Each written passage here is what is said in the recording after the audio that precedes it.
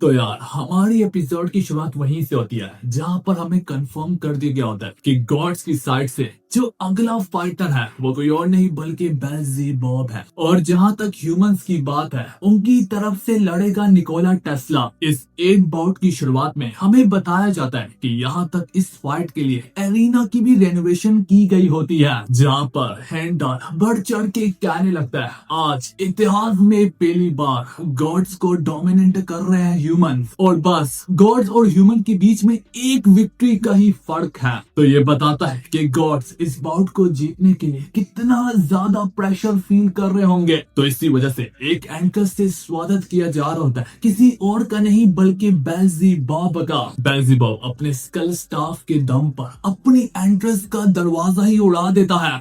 उस वक्त हेमडर उसके बारे में बताता है, और अगर सच कहूँ तो बताने के अलावा वो उसकी पर्सनैलिटी के लिए शब्दों का चुनाव करता है। वो जो कि जाना जाता है अपनी डार्कनेस के दम पर, वो जो कि डार्कनेस की गहराइयों से निकल कर आया है सिर्फ और सिर्फ नाउमीदी को इंसानियत के ऊपर बरसाने के लिए, जिसका जन्म ही इतना ज्यादा परछाइयों के बीच में हुआ कि उसके लिए परछाई का शब्द भी छोटा पड़ने लगा। हम देख पाते हैं इस बैटल को यहाँ तक नोस्ट्राडामस भी देख रहा होता है, पर हेमडाल यहाँ पर एक अजीब सी बात करता है। वो कहता है कि क्या ये इंसानियत के ऊपर अपनी काली परछाई को बरसाने आए या फिर गॉड्स के ही खिलाफ है। इसका ये मतलब है कि यहाँ तक गॉड्स भी बेल्ज़ेबुब पर ट्रस्ट नहीं करते।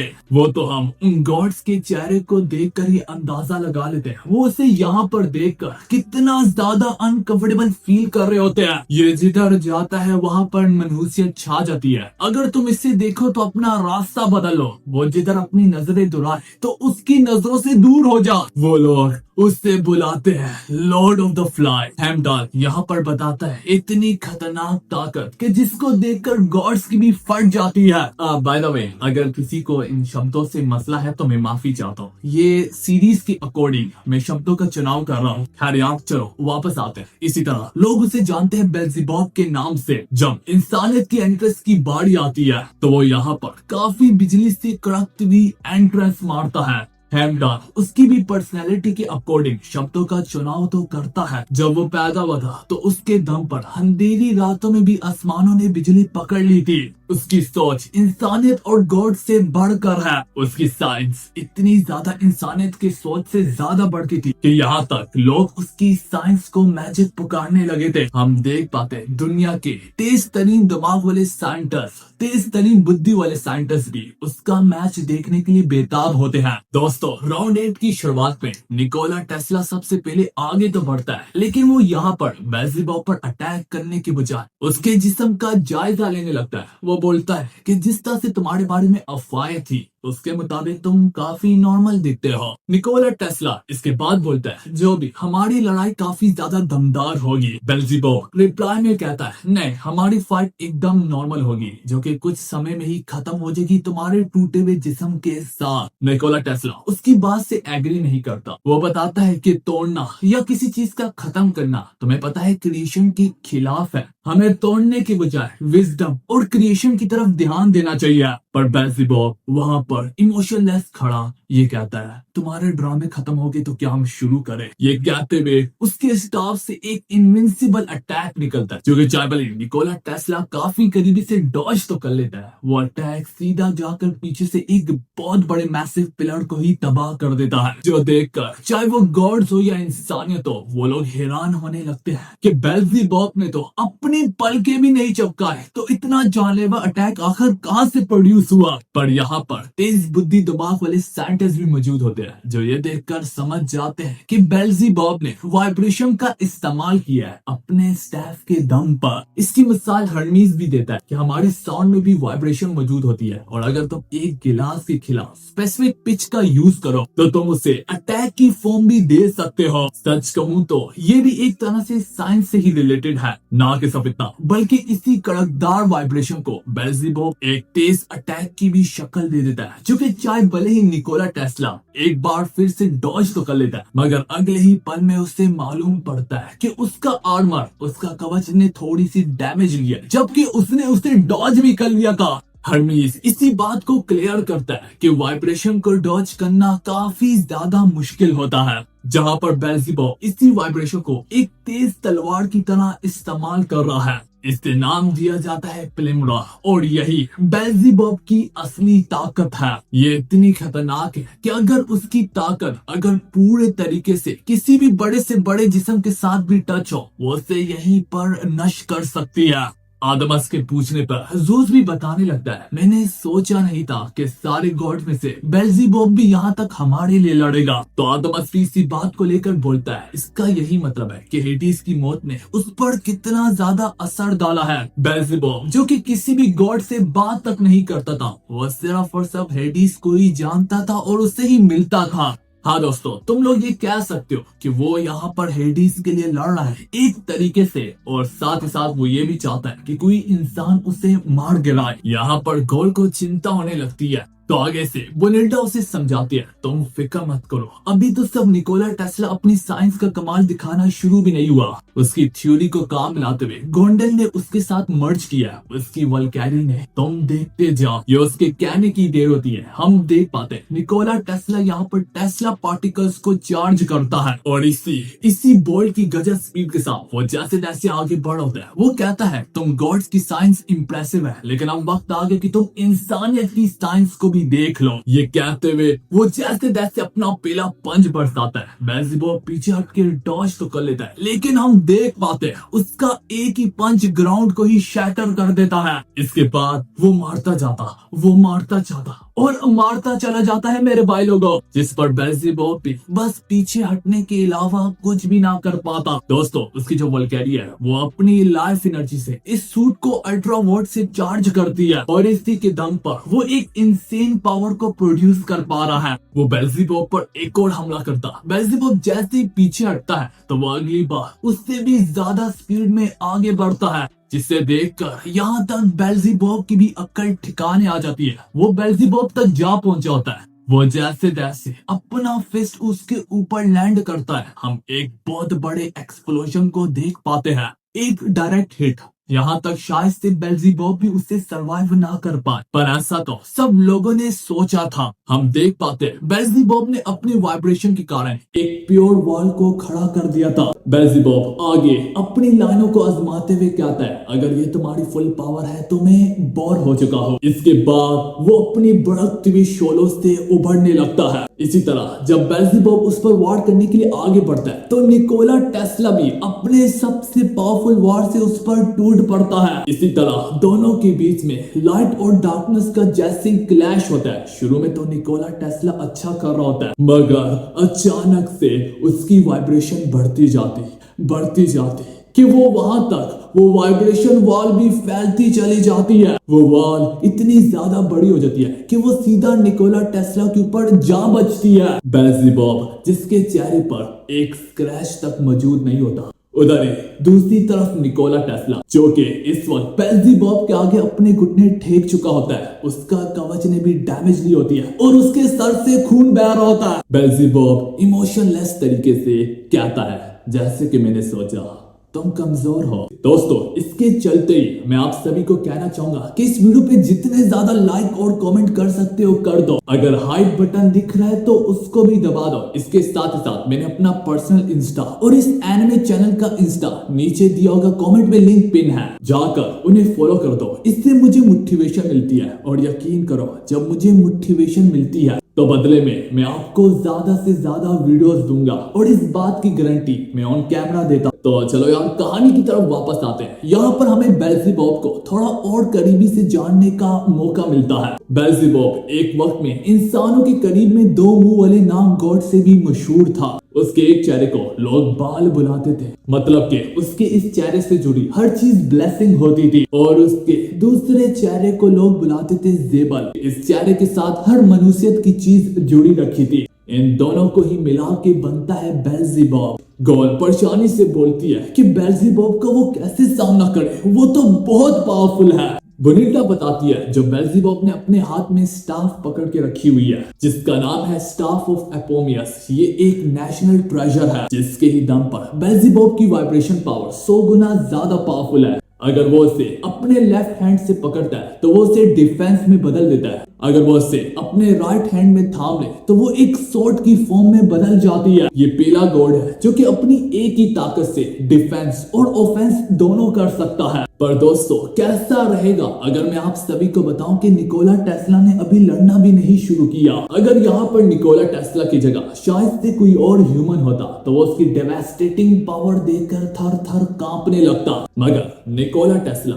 ये बाकी इंसानों से अलग है। ये हमेशा से बढ़ती हुई ताकत को एक अच्छी नजर से देखता है, जिस वजह से वो खुश होने लगता है। उसकी साइंटिफिक क्यूरियोसिटी इस वक्त पीक पर पहुंच जाती है तो वो बेल्ज़ेबुब से कहता है, मैं प्रॉमिस करता हूँ मैं तुम्हें ये स्टैफ वापस करूंगा, बस तुम मुझे एक नजर इसे देखने दो। बेल्ज़ेबुब उसकी ओर अपने डेमोनिक स्टैफ को ठहराते हुए कहता है, मुझे तुम्हें कितनी बार क्लियर करना होगा, तुम और मैं कभी भी बराबर नहीं हो सकते। जिन सब पर निकोला टेस्ला बोलता, यही वजह से हम इंसान तुम लोगों से आगे निकल जाएंगे क्योंकि तुम लोगों में गरूर बहुत है। मैं तुम्हें दिखाता हूँ कि साइंस के दम पर हम इंसानों ने क्या क्या अचीव किया है। ये कहते हुए वो अपने इलेक्ट्रिक वोल्टेज को स्पेस में रिलीज करता है और देखते देखते वो एक केज की शक्ल ले लेती है। फिर वो कहता, स्वागत है तुम्हारी मेरी झोंपड़ी में, जिसे वो नाम देता है ग्रमेटिया ज़ोन। इसी के साथ वो यहाँ तक हवा में फ्लोट भी करने लगता है, जिसे देखकर साइंटिस्ट अपना सर पकड़ के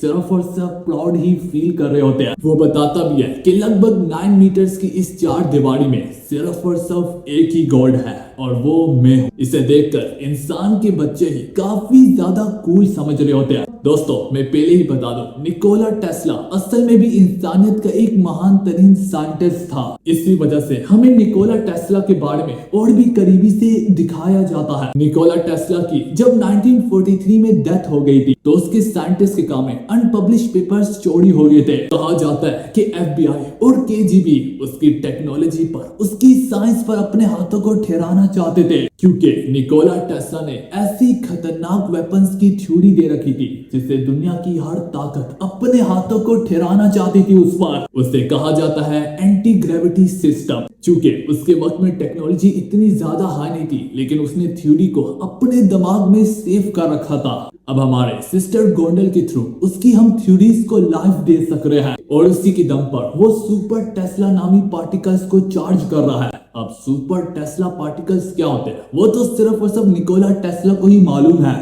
तो इस वजह से उसने चार दीवारी में खुद को गॉड पुकारा है, क्योंकि ये केज सिर्फ और सिर्फ गॉड्स को कैद करने के लिए ही बनाया गया है। दोस्तों बातें बहुत हो गई, अब वक्त है थोड़े एक्शन का। निकोला टेस्ला अपनी कड़कती हुई स्पीड से एक बार फिर से बेल्ज़ेबुब पर अपना पंच बरसाता है। बेल्ज़ेबुब जिससे अपने वाइब्रेशन के कारण उसे ब्लॉक तो कर लेता है, लेकिन उसका प्रेशर हम हर तरफ तबाही को मचाते हुए देख पाते हैं। जहां पर हमें लग रही था कि एक बार फिर से बेल्ज़ेबुब ने उसके हमले को आसानी से ब्लॉक कर लिया, वहीं पर सारे गॉड्स की अक्ल तो तब ठिकाने आती है जब हम देख पाते हैं कि बेल्ज़ेबुब ने अच्छी खासी डैमेज ली होती है। एरिस ये देखकर परेशानी से घबराते हुए कहता है, आखिर उसकी स्पीड को क्या हो गया, वो गॉड से ज्यादा तेज कैसे मूव कर सक रहा है। तो यहाँ पर हर्मीस एक्सप्लेन करते हुए बोलता है कि गॉड्स और इंसान को टॉप स्पीड रीच करने में थोड़ा सा वक्त लगता है। हर एक कदम के साथ हम लोग अपनी टॉप स्पीड को हिट करते हैं, लेकिन निकोला टेस्ला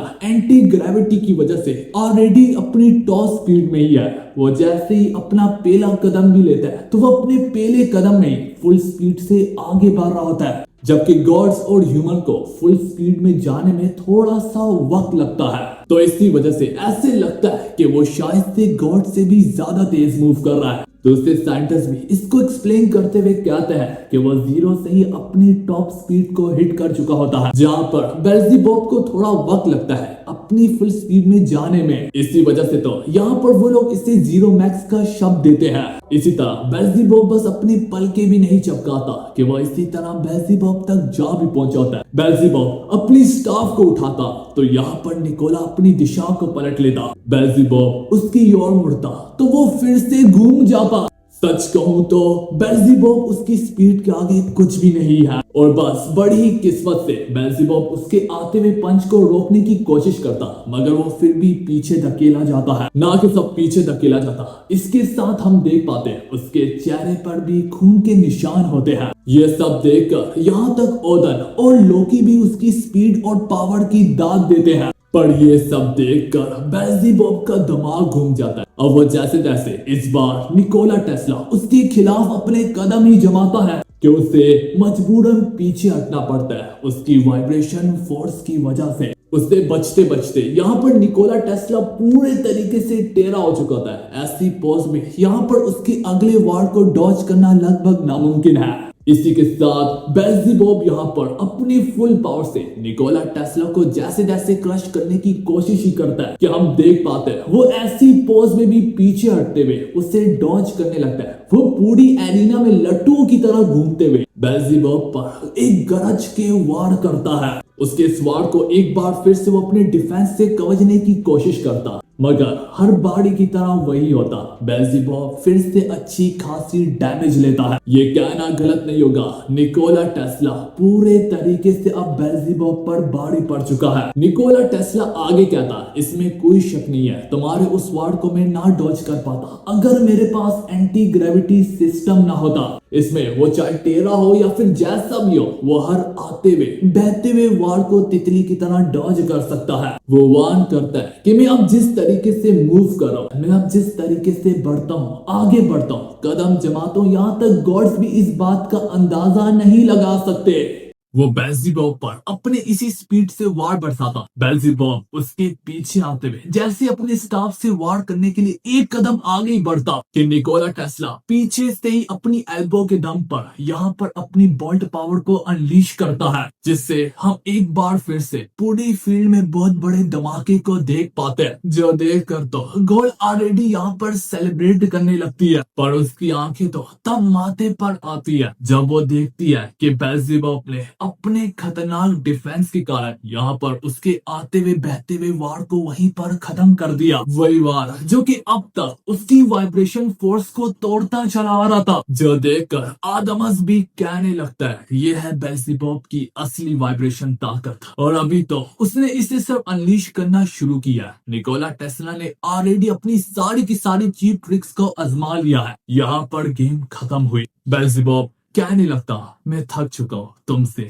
तुम्हारी ताकतों से, तुम्हारे पंचेस के दम पर तुम मुझे कभी नहीं छू पाओगे। तो आगे से उसके लिए निकोला टेस्ला भी अपने शब्दों का चुनाव करता। नहीं, बिल्कुल नहीं, हरगिज नहीं। इसके बाद वो अपने सूट को टेस्ला पार्टिकल से चार्ज करते हुए कहता है, तैयार हो जाओ अपनी गंदी निगाहों से मुझे देखने के लिए। इंसानियत की समझदारी और क्रिएशन यहाँ पर आकर शुरुआत लेती है। इसके बाद हम ऐसा कुछ देखते हैं जो कि बलात्कार से कम नहीं होता। वो देखते देखते जैसे कि नजरों से ही गायब हो जाता है। जब तक बेल्ज़ेबub अपने होश को संभालता है, तब तक वो उसके पीछे आकर एक कड़कदार वार करता है जो कि पूरी की पूरी एरिना को अंदर से खोखला कर देता है। और दोस्तों, जरूरी सवाल तो ये उठता है, क्या बेल्ज़ेबub मर गया? क्या बेल्ज़ेबub खत्म हो गया, या फिर बेल्ज़ेबub ने उसके वार को जेल लिया? इससे पहले हमें थोड़ा सा निकोला टेस्ला के बारे में और जानना होगा। निकोला टेस्ला की मौत के ठीक 9 महीनों के बाद उसकी थ्योरीज को लेकर इंसानों ने एक एक्सपेरिमेंट करना चाहा। उस एक्सपेरिमेंट के लिए उन्होंने फिलाडेल्फिया नाम को चुना, जहाँ पर फिलाडेल्फिया के समंदर के अंदर उन्होंने डिस्ट्रॉयर यूएसएस एल्ड्रिच को टेस्ला कोयल से भर दिया था, जहाँ पर वो निकोला टेस्ला की थ्योरीज पर काम करते हुए शिप की आउटर लेयर पे हाई वोल्टेज का इस्तेमाल करने वाले थे। पर दोस्तों, जो पावर उन्होंने अनलीश की वो उनकी सोच से भी ज्यादा बढ़ के थी, जिसे देखते देखते वो टेस्ट सब्जेक्ट आंखों से गायब हो गया। उसे देखकर इंसानियत को अपनी आंखों पर यकीन नहीं आ रहा था। जिसके बाद क्या हुआ, वो शिप दूसरे समंदर में कहीं दूर प्रकट हो गई। उस एक्सपेरिमेंट ने वहां के साइंटिस्ट को अंदर से हिला के रख डाला। उन्हें मजबूरन इस चीज को इंसानियत से छुपाना पड़ा। वो घबराते हुए यही कहता है, मैं सच कह रहा हूँ, मैं अपनी गुनहगार आंखों की कसम उठाते हुए कहता हूँ, मैंने उसने अपने आंखों से देखा, उस टेस्ट सब्जेक्ट शिप को अपनी आंखों से गायब होते हुए देखा। चाहे भले ही वो एक्सपेरिमेंट सक्सेसफुल था, लेकिन तब भी उन्हें इंसानियत की सोच से दूर क्यों रखना पड़ा? क्योंकि उस शिप के अंदर सवार हर एक शख्स मारा गया था। एक्सपेरिमेंट सक्सेसफुल होने के बावजूद भी क्यों उसे अनसक्सेसफुल माना जा रहा था? क्योंकि वहाँ पर निकोला टेस्ला खुद मौजूद नहीं था और एक्सपेरिमेंट निकोला टेस्ला की निगरानी में नहीं हुआ था। इस वजह से उन्हें कीमत चुकानी पड़ी। बेल्ज़ेबub काफी कूल कैरेक्टर है और एक ट्रेजिक पास्ट भी है उसका। वहीं पर निकोला टेस्ला भी काफी कूल तरीके से और यूनिक तरीके से लड़ता है अपनी साइंस के दम पर। लेकिन दोस्तों, मैं सच क्या कहूँ, जब आप लोग निकोला टेस्ला के पास्ट को जानेंगे, आप लोग अंदर से टूट के रह जाएंगे। तो हाँ यार, इसी के दम पर निकोला टेस्ला अपनी टेलीपोर्टेशन का इस्तेमाल करते हुए बेल्ज़ेबub के पीछे प्रकट हो जाता है। बेल्ज़ेबub को वो एक सांस लेने की भी इजाजत ना देता। इसी तरह जब उसका जानलेवा बेल्ज़ेबub के ऊपर जा बरसता है, जिसके दम पर वो सीधा बेल्ज़ेबub को उड़ा के फेंकता है। अगर तुम लोग सोच रहे हो कि बेल्ज़ेबub की शर्ट कहाँ गई तो वो तो कहीं टेलीपोर्ट हो चुकी है। बेल्ज़ेबub को तो शुक्र करना चाहिए कि उसकी सिर्फ शर्ट ही टेलीपोर्ट हुई है, वरना उसका बस चले तो शायद से वो कुछ और भी टेलीपोर्ट कर देता। दोस्तों, सिचुएशन पूरे तरीके से बदल गई है। जब मैच की शुरुआत हुई थी तो निकोला टेस्ला अपने घुटनों पर था और अब जरा देखो तो सही, यहाँ पर बेल्ज़ेबub अपने घुटनों पर बैठा होता है। ये चीज अब गॉड्स को हजम नहीं हो रही होती। जो काम आज तक गॉड्स नहीं कर पाए वो इंसानियत ने अचीव कर लिया है निकोला टेस्ला की थ्योरीज के दम पर। दोस्तों, फिलहाल इसी के साथ हमारी वाली एपिसोड यहाँ पर खत्म होती है।